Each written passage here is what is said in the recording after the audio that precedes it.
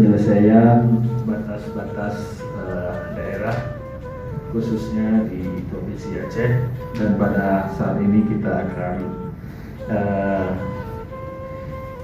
kurung rembuk untuk penyelesaian batas antara Bener Meriah dan Aceh Tengah.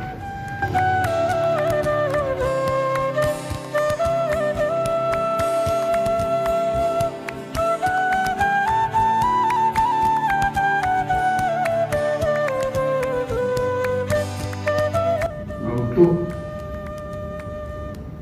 sekitar batas antara Bener Meriah dan Aceh Tengah,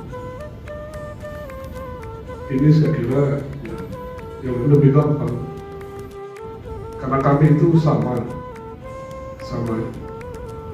Kemudian ini juga kami serahkan ke tim untuk penetapan, tidak ada masalah. Jadi penentuan batas itu jangan sendiri-sendiri, nggak bisa.